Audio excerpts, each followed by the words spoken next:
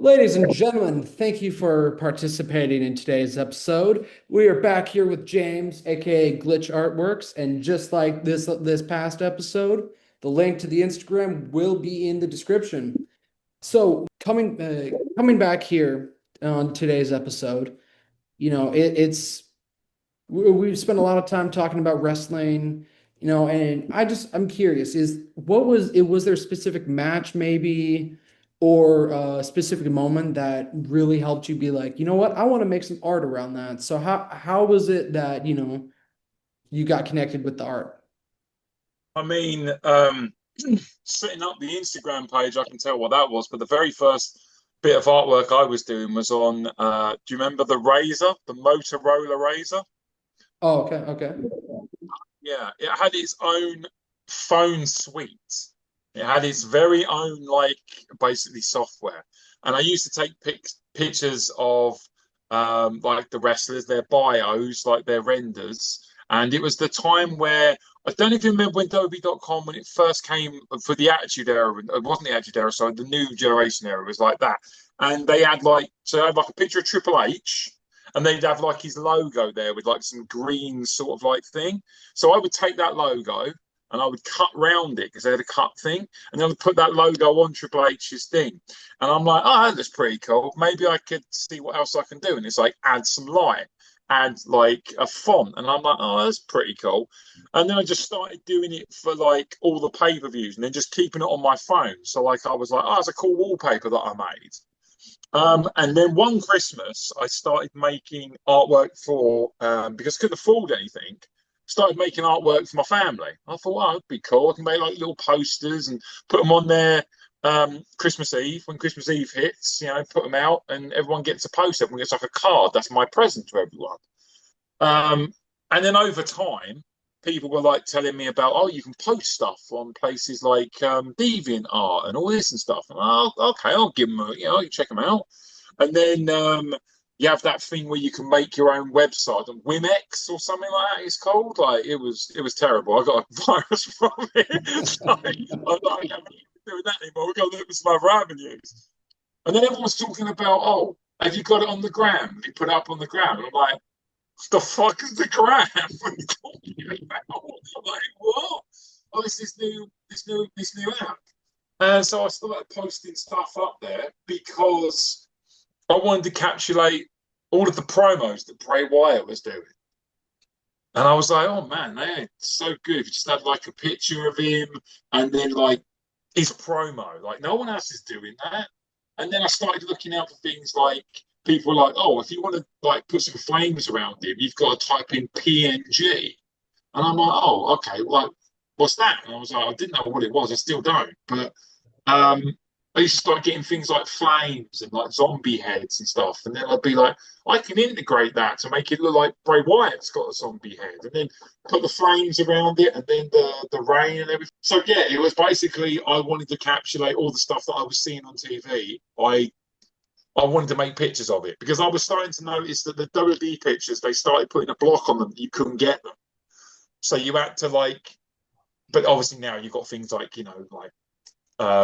threads and X or Twitter or whatever you want to call it. I still call it Twitter personally. I've never called it X. I don't stand Me it. too, honestly. To me, it sounds like a porno website. Like when you get, oh my god, pictures of X. Oh, I bet you do, you perv. Like you know what I mean? It's like not for me, so I still call it Twitter. And yeah, so I started getting pictures, and then obviously Bray Wyatt passed away, and it was a real huge, massive thing for me to keep his body of work alive. So I started like being like Bray Wyatt Monday, and I found like I was like, wait, his name's what, Wyatt Wednesday? No, because that won't really cover anything. So I'm like, if I do Wyndham Wednesday, that can cover the Wyatt family. That can cover everything that Wyndham's had his hand in.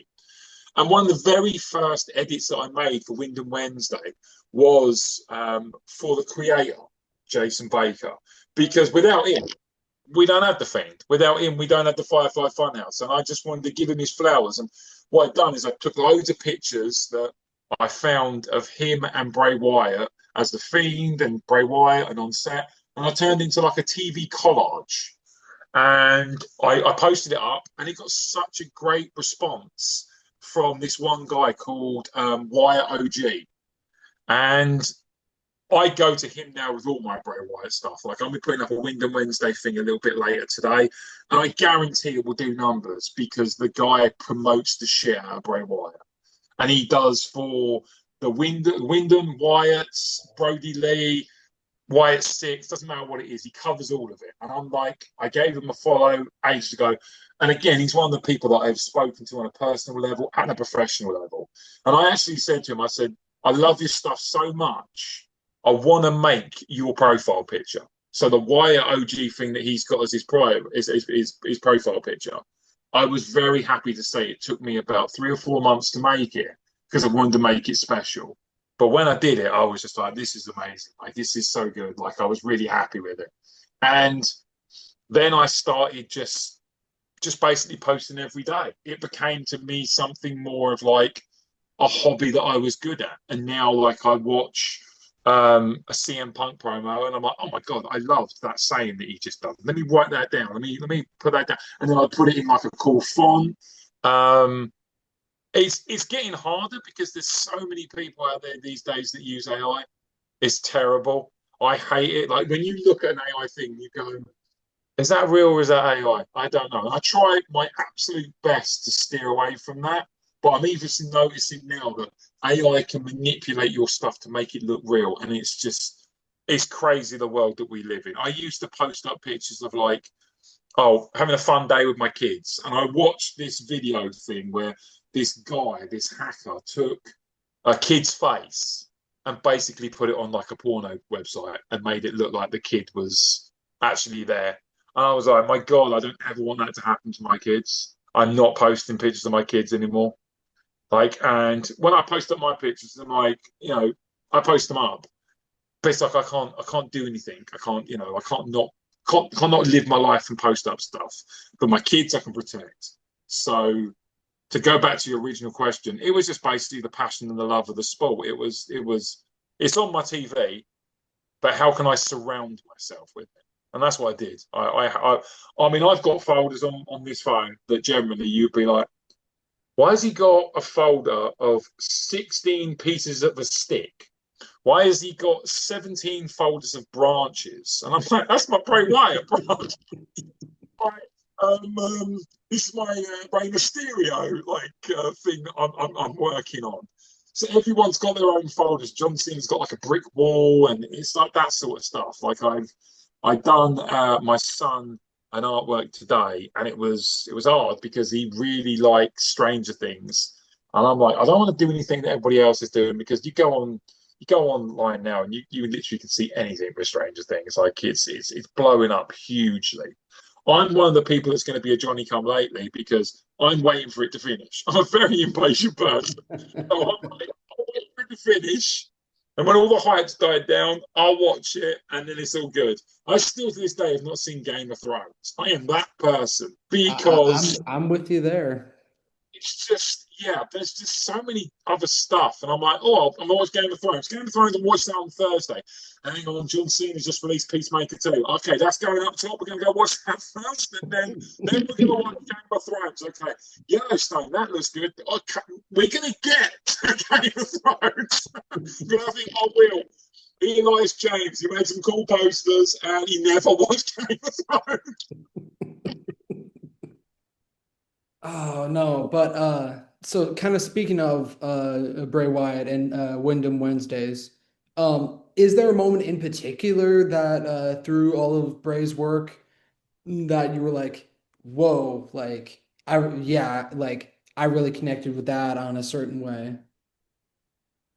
I remember exactly when Bray Wyatt was slowly but surely became my favourite. He done a promo and it was more entertaining than the entire show. And it was like, what, 5 minutes?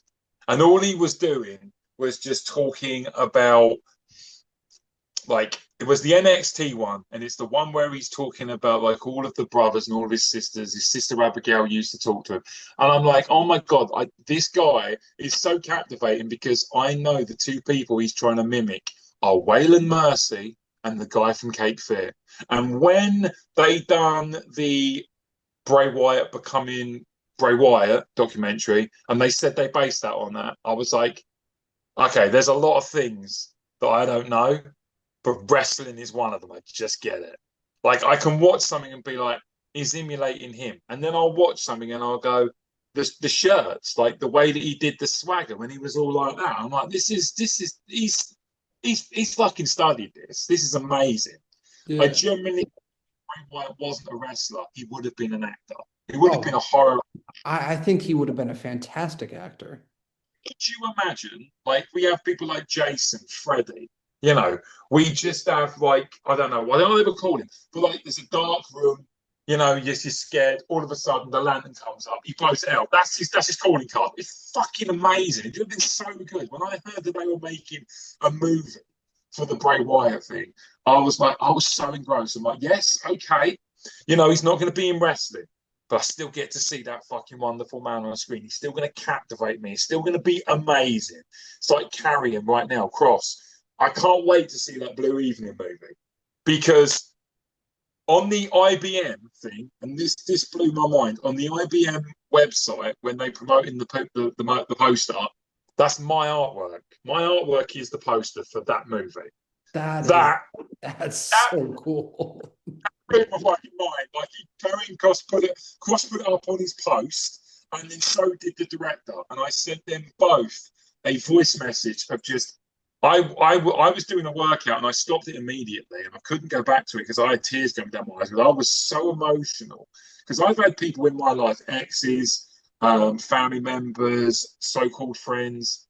Why are you bothering with your artwork? It doesn't serve any purpose. And I've had people message me going, man, your artwork has really helped me out of a shit time. I was having a really crap time, and then you put that Bray Wyatt thing up there. And it made me think to myself that it's okay to be different. I don't have to fit in. And I was like, man, that was amazing that my artwork's done that. You know, I sat on my bed or I sat on the toilet for half an hour and I just made that artwork from nothing. But I didn't make that artwork for nothing. I made it so you could see it today. And I loved the way that it had that impact. And then when I came back, as I said, I was with Will and Dave, and they were working on a track with me, track for me, when I was out and I was like doing all the depression thing and everything and stuff, going through that shit time. They were constantly checking in on me, and I'm like, I haven't just found my people here. I've found my family. Like, you know, I've found people that I don't know them very well, but if they were in trouble, I do everything in my power to help you. Like, for instance, with this situation, like I've told everyone about this, and they've gone, "Oh, that's really good," but they don't get the enormity of it. There's someone like yourself who does a podcast, who has done many podcasts, and is asking me that's a huge, massive thing. And like I said, I wanted to pay you back in the most way that I could, and I thought if I fucking knock these artworks out and we do this episode, that's me paying him back. And like, you know, I don't want this to be a one-time thing. Me and you, we check in all the time. You know, we bonded over our love of the cross artwork that I put out. But we talk on a regular basis. You know, we talk, and like I said, if you came to me with a problem, I couldn't physically be there to help you. But man, I would do everything in my power to make you feel good. Like we could have a video call or whatever, you know, because it's people like you that are my people. You are people that have gone through the same stigma, the same shit, the same crap. And it's beautiful to know that a couple of years ago we didn't even know each other, and now like, we're on a podcast shooting the shit. Like it's just Yeah. it brings the best thing I like about wrestling is it brings people that are not accepted into the real world. It brings us to light, and that's what I loved about Bray Wyatt. Oh fuck, how weird, how creepy he was. He was so good at doing what he done that he became undeniable. He became champion. He went from an NXT guy sitting on a log talking about his family and imaginary sister to being in an elimination chamber to being face to face at WrestleMania with The Rock. Like he had a match with the Undertaker. Like there are people. There are people now like Jericho when he came back and he had and that match. It was the first time he ever wrestled. Like it's crazy to think that Bray Wyatt he had such a huge impact. And the day that he goes into the Hall of Fame is going to be phenomenal, but it's also going to be an extremely sad day because it means that that's it. That is probably the last time that we are going to experience a Bray Wyatt thing. And I love the fact that John Cena done the dedication to him and the Fireflies come out. I love that. I do. And I Yeah. think it's amazing people like Seth Rollins. He's not creepy. He's not that, but he knows Wyndham and he keeps him alive when he sees those Fireflies and he breaks character. It doesn't matter if he's a heel or whatever. I love that. I love that wrestling evokes emotion like nothing else. You can watch anything else, right? Watch like seven other things, and then I'll put you in front of a wrestling match. And if you get it, you're my people. If you don't, you ain't the person that's meant to get it. It's fine. And we will carry on without you. But when you find someone and they get you, there's nothing like it. Because for the rest of your life you feel, no, I was accepted. They just weren't my people. They weren't Yeah. my crowd. It was interesting because it's like I when TNA was in town about a month or two ago, and I was like, I didn't really know anybody. Texted a buddy of mine. I'm like, hey, you want to go to TNA? And it was a 2 night event. And so I was like, what night do you want to go to? Because, night one, you got the Hardy Boys versus the Nemeths. Yep. You got all these different, that was really the big one that I remember, but there was a bunch of other ones. But also night two, you got the final contract negotiation between the Dudley Boys and the Hardys for, the Dudley's retirement match. You know, you got and like a bunch of other things too. Like you got Steve Macklin and Mr. Kennedy versus Frankie Kazarian and I believe Trick Williams. Yep. You got like things like it got things like that. And so I was like, which one, right? Well, I wound up going to both nights. He went the second he just came with me the second night.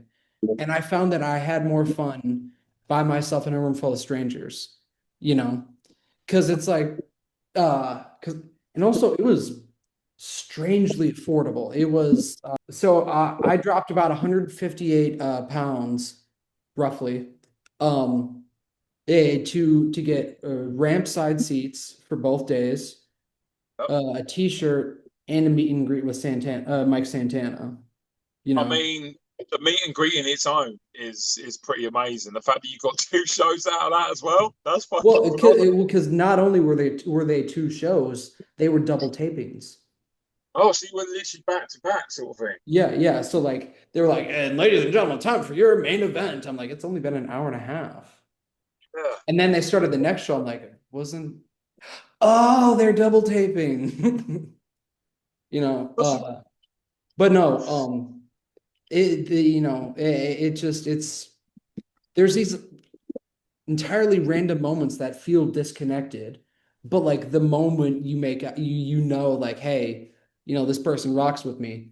Like I work at an American football stadium, and this guy was walking out of a concert one day that I was working there. He had an NWO shirt on, and just in the middle of the Skyway there, we just hit the too sweet and just, kept on our way. And it was just little moments like that. it's amazing. There's nothing else you could do that. If someone walked past with a football shirt, what would you do? Hut 21? Like, would you throw a ball in? Like, you know what I mean? You go, oh, your Jay Uso shirt. and they're going to Yeah. get back. And like, for the rest of the day, they're like, wow, I'm not in a million years where I think I would have a conversation with that guy. He doesn't know what type of guy I would have a conversation with at all. But we've got that in common. It's Yeah. crazy.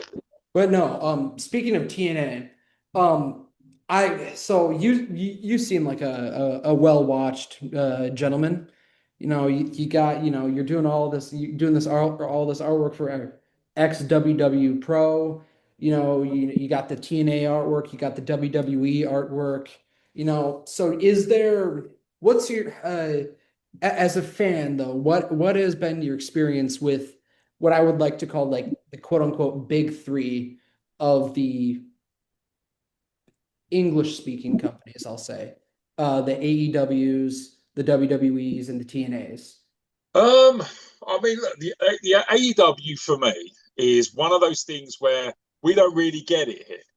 So I don't really get to watch that very much. So I've got to watch the clips on YouTube. I watch like a 2 hour show or whatever it is, and it's literally compacted into like 15 minutes. So we don't get that. TNA, obviously, you get the tiers and you can buy them all that. So I can see that. I can see that. And obviously, now I'm more invested because of the NXT factor of it. Because man, could you imagine if we had the Attitude Era back in the day? Like, all right, on Monday Night Raw, Goldberg is going to be in the house and he's going to fight. He's going to face Edge, and you'd be like, "Sorry, what? That don't happen. What? What the fuck? What? What are you talking about?" Like, if that shit happened with the WCW invasion, we would still be talking to that today. Like, if we had the people that were there, like, you got the Booker T, but you got it when it died down. You know what I mean? Like, it was one Yeah. of those things. Well, and I think a thing to remember too with the invasion angle is if they were booked properly, you know, because even the crew that they had, because I'm not that old. I'm 22 years old. I've been alive of about as long as John Cena's been wrestling. You know, that's a strange sentence. But I saw an LA Knight promo one day, and and I was so intrigued. And then I started doing some digging, and people are like, "Oh, the Attitude Era is the best." And at the time, this was when everything was on Peacock. So I'm like, Yes. screw it. I'll just start then. So I started, I I think it was December of 1999, the episode was dated. So I got to watch through all of the Attitude Era, like it was so cool because I got to see like the rise of like the edges of the world, the Kurt Angles, the Dudley Boys, got to see American Badass Undertaker, you know, um, and it's you know, to at, the superstar that he became, which was just crazy. yeah, and it's and it's just it's so and so I've seen a lot of WWE. I like I said earlier too. I didn't really know much about TNA. AEW to me for a while and still kind of is, you know, in some ways WWE light, but it's so different at the same time. Because and especially now with HBO Max basically being the home of AEW, it's accessibility, because you got New Japan Pro or World or New Japan World for Yes. then you got TNA Plus, you got Netflix for WWE, and then you got HBO Max for AEW. So it's at basically an all-time high in terms of accessibility. And um, I know I know AEW has definitely spent the most time over in England, but I know occasionally WWE will have their like little tours that come through. So, but so have you gotten a chance to see any of them live in any sort of capacity or I get up, I make sure my protein and everything is sorted and paid for, my bills are paid for, my kids sorted, and like I said, by the time I've done all that, it is very scarce. We have to pay bills, and that is it. Like my money will nowhere near stretch for. I've never seen a Raw, I've never seen a SmackDown, I've only seen live shows, and they were thrown together. They were just like, there were no mishmash. It wasn't like we're going to build this storyline and build this storyline. I saw the New Day before they were the New Day. They came out as a coronation of the New Day. They didn't come out with their stuff. They came out with like books and Bibles. They were like very religious. And I was like, and then the next week on Raw, they were like, "We are the New Day," and I'm like, I saw them in Brighton. They were the New Day. They were the so yeah. It, I do like live shows because you get to see stuff that they try out at live shows. You get yeah. to see them. Yeah. Because now having been to an AEW show, which was fine, it was technically at what I would say is kind of the lower points, because TNA had not TNA, AEW had that really bad stretch, where it's just, Moxley was holding the title hostage and basically, like the matches sucked and it was just all sorts of just bad. Everybody, thank you for your time. Technology is strange. Sometimes it's an absolute treasure. Other times it makes me want to tear my hair out. So, we're just going to briefly run it back. I'd like to apologize for anybody who doesn't like it when we repeat conversations. You can stuff it. Okay. Having been to having been to an AEW show, having been to actually a few WWE shows now. Okay, by a few I mean two. It was Yep. it was a Monday Night Raw, and it was an NXT live event. Um, Okay. and having been to technically four TNA shows because they Yep. were double booked. Um, Yeah. I came to a very interesting epiphany, and this is probably one of the hotter takes that I'm gonna have out of everything that I've been to of the quote unquote English speaking big three. I specify that because, technically New Japan is bigger than TNA, but, you know, Yeah. it isn't at the same time. I don't know. It kind of depends on who you ask, because we don't need to get into the weeds about that. That's a whole podcast episode in and of itself. That's called wrestling tribalism, and I do not subscribe to that bollocks. No, but I found that my personal favorite, like I enjoyed it the most. The atmosphere was great. Everybody was just so friendly. Um, I had more fun at TNA than I did WWE and AEW. Doesn't surprise me. A a person who I listen to all the time, and I'm sure that yourself, you may listen to him, Chris Van Vliet. Yeah, Yeah, insight with Chris Van Vliet, in my personal opinion, is no disrespect to you or anyone else, but the guy in the podcast game. Um, Even he said the same thing. He's been to places like WrestleMania and stuff like that, but TNA was just a very laid back thing. It's more. I think the whole situation. I think the reason that NXT and TNA work so well is because you don't feel that there's going to be a war there. There is very much a oiled system that if they could come together, they could probably make it into one company. Like yeah, is that what really run? It's just so good. yeah, Obviously, you've got people that know the industry. You've got Santino that's running it, and you've got Shawn Michaels. That's they know what people want. So they know they don't always want the explosive stuff. And I love the fact that NXT does something that WWE doesn't do. Always leaves you on a little cliffhanger. We still don't know what the fuck's happened with old Tony D. Like we haven't got a clue. We've not had no conclusions to that whatsoever.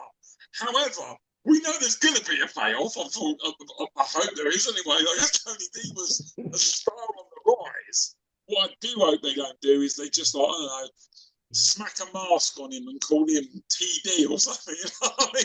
yeah, We know him as Tony D. If you're gonna introduce him into something else, seriously make it worthwhile because he was one of those talents that was just he was really good. But then with TNA, the number 23, they tease stuff. They get you you're like, oh, but where's the number 23? Like, it's just they are very good at doing that sort of thing, and NXT are good at it as well. So that doesn't surprise me. But the atmosphere, I would say, as well, is more of a laid back yeah. atmosphere. Well, Because because even like I mean, I could send you all the pictures, but like it was like if they ended a commercial break or whatever, like they would like all the faces would come through, and take pictures with everyone. Like I think in one night alone, I got pictures with Zachary Wentz, I got pictures with Brian Myers, I got pictures with Steve Macklin, Mike Santana outside of the meet and greet. Um, Wow. and then there's like one more too that I'm blanking on. But it was just it was so chill, that like they took the time, and this was the big change, the game changer for me. Like they took time to interact with the crowd even in like commercial breaks, you know. Yeah. Like they would do these like little dance off things in the crowd for some bullshit like water or something. But like, I didn't care much about that at all. But it was like they're taking the time to like appreciate, the people that, came out all this way, And the biggest thing for me, because like as much as I love WWE, like if I had to put a personal favorite, I'd definitely say WWE is like at the top, you know. But like the second night when I went with my coworker friend, he got a meet and greet with Joe Hendry, you know, and I really want to just like edit in,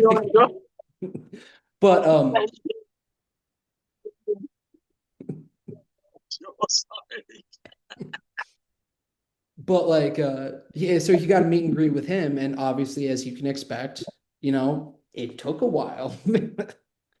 And so I was just chilling because I initially got a meet and greet with Cardona, but for a litany of reasons they turned me away. So I was like, what the fuck? You know? Yeah. So I was like, I'm coming back the next day. I'll show them my receipt and be like, what the hell? Yeah. And they were like, oh my gosh.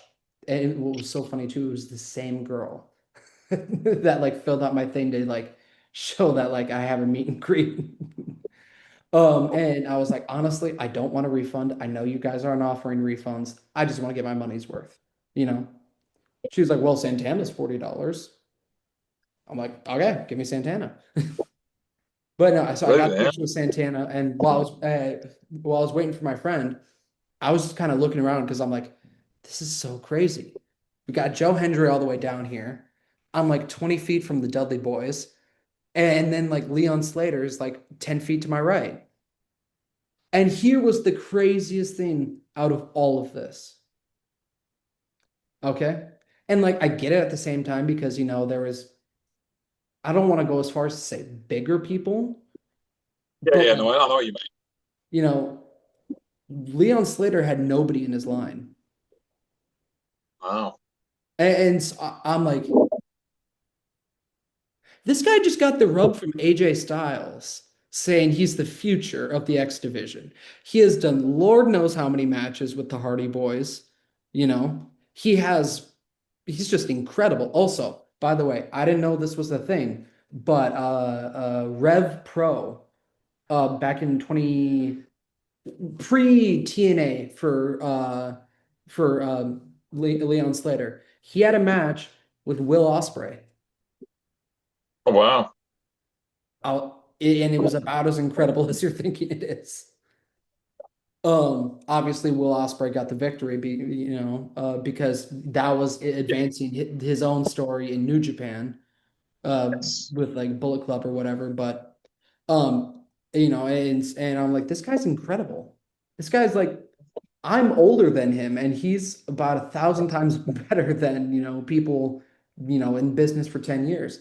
And so I'm like, you know what? I feel so shitty for him. So I just stood there and talked to Leon Slater for like 10 minutes.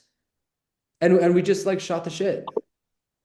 And because he's an English guy, he was probably so laid back, it's unbelievable. Like, one thing we are, we do not take ourselves seriously in any way, shape, or form. And we will talk to anyone. Like, I love the fact that Will Ospreay he doesn't conform. Like, he's gone to Japan, he's gone, but he's always like, yeah, bruv, I'm going to take, yeah, bruv. And that's the way that we talk. And it's like, I love that. That if he went to the WWE and he was feuding with someone like Seth Rollins, because that's, in my personal opinion, one of my dream matches, because they are just so, I reckon they'd be so fluid and so good in the ring together. Because everyone says Seth Rollins is one of the best technical wrestlers. Will Ospreay's one of the best technical wrestlers. And I'm like, Put me in a fucking room together. Let's find out. Let's go. Give me the Yeah. date. Like, Yeah, and he'll literally he'll cut a promo and he'll be like, you better get out of here, man. I'm gonna kick your ass, and he'll be like, you want to WrestleMania, bruv? I love that. I love the complete different. Like, it's amazing. But yeah, it was. He's but done yeah, really well with W, and I do hope one day that he does come to WWE because I do think that the biggest platform is the WWE, and I think that everyone should get the chance to be on that biggest platform. yeah. Well, yeah, and because I think, it's you know, I again, and I found this one guy recently. I'm blanking on his name, but he put out a thing, and I'm curious to see what like see what your thoughts are on this. He was like, what is your wrestling hot take? You know, like what is something, what are hot takes do you have about wrestling? I have a few. I have a few. Okay. I'll go tamest first. Okay. Yep. NXT is all around the better show consistently. The women's division is incredible. The men's Mm-hmm. division is fantastic. The PLEs are almost always fantastic. The booking is amazing. Yep. There isn't ever a bad, everybody talks about like, oh my gosh, 2019 WWE was so bad, but it's like, you know, like, you know, here's the crazy thing. John Moxley is better off in AEW. You know, I He is. Moxley is, yeah. And that's the thing. It's like Stardust was better in the WWE. Cody Rhodes is better in the WWE. He's not better in AEW because they let him be the American Nightmare, Cody Rhodes. If they let him be the American Nightmare, he never would have fucking left. yeah. But he had to go. And that's why I hope that they do with Carrion. He becomes such a big star that it becomes undeniable. Mhm. That's what I would love for him because he deserves that. But he Yeah. needs to make WWE. And like I said, I'm a WWE massive fan. I am from the drop. But he needs to make the executive of WWE eat a little bit of shit. He does. Because Mhm. that's what they've done with Cody. They basically threw up in their mouth and Cody made them fucking swallow it. He's like, Yeah. you want me back? I'll come Well, back as the American Nightmare. what I and Fucking music, some and burying some yours. and something I've seen too that a lot of people forget, and I include myself in this, is people talk about, oh my gosh, Cody Rhodes did this and it was so crazy, but like nobody realizes that Drew McIntyre did it first. Fucking Lute, 100%. And if we really want to dig deep into the annals of WWE history, technically Christian even did it before them, Yep, yeah, because he had the absolutely. whole run with Edge, and then he left, joined Yep. TNA, had a few Yeah. NWA title reigns. Placed people like Kurt Angle, Sting. They were fucking killing us. And every single week it was like, so who's leaving the WWE to go to TNA now? Oh shit, it's Mr. Kennedy. Like, this is the place to be. Like this, that, like those times. When Genesis was first invented, when people like Dixie were running it and stuff, like it's crazy that like it wasn't as accessible for us. It really wasn't. I watched a lot of TNA stuff through DVDs. We didn't get the pay-per-views. Here in the UK, we've got Amazon Prime, and that is where the pay-per-views are for AEW. And I watch them and I purchase them. But then it's like, oh great, so what's going to happen on Dynamite? Well, I don't fucking know because I ain't got it. Like there is a part of it that's like the Saturday night main event thing, right? It's going to be great for everyone in America because they get to watch it on a uninterrupted thing. I've got to watch that shit on YouTube. Like, it's not going to be as good. And like I think as something I've been thinking about too with the whole like accessibility portion. And especially I've noticed this too, especially since I've gotten that VPN. There is so many goddamn ads. Like, Yeah, because I really because watching, I think it was Raw recently. I was at work, So I was just watching it on my phone on the VPN and on Netflix. And I realized just how much content I was missing. Because like if you just watch it on like in a normal American stream, like the random promos they'll do like when they get out in the crowd, like that's not there, like it like they'll just come back in and do something, completely random. And then you watch it like, somewhere else, it's like, oh wow, like I can see the whole story of the match. And I just think, and Saturday night's main events, it's like opener, maybe like the first match. Within that match, there'll be about three or four ads. The match will end. There'll be like Yes. another three or four ads. And then I said this before, and I don't know how many people saw it, but like I swear WWE is like allergic to showing entrances. Yeah, you don't see them. You don't. You're like, buy the brand new roller phone, and it's like, oh, there's John Cena. What the fuck? like like this was like with this past the Raw that they had in Boston, for Yes. John Cena's just random Intercontinental title shot, you know, like they had the whole setup, and then they had an ad break. They See, had did the whole announcements and the intros and everything, and started the match all in the commercial break. I'm like, this it is does. John Cena becoming a Grand Slam champion. All the fucking what's the word? Excitement, because you get excited for it. And then Michael Cole's like, "Oh my god, this match is going to be absolutely amazing." Cole goes, "It's going to be a one-time exclusive." Why the brand new? No, fuck off, mate. I do not want this. You've got John Cena. Like the thing I've noticed, I don't know if you've noticed it, but on the Raw and SmackDown ones on Netflix, when they show the superstars just jumping around and stuff, they're always from the opposite show. I'm like, well, Randy Orton's not going to be on Raw. Why are they showing me him? I don't get this. Yeah. It goes back. Well, and it's so crazy to me too. Like, um, and this kind of actually, I'm gonna stop myself. What is your opinion on the quote unquote Netflix era so far? This is the thing. I went in with a very open mind to Netflix because CM Punk gave an interview and he said, and he's one of the people that genuinely like he's one of those people that doesn't say stuff to be popular. He doesn't care.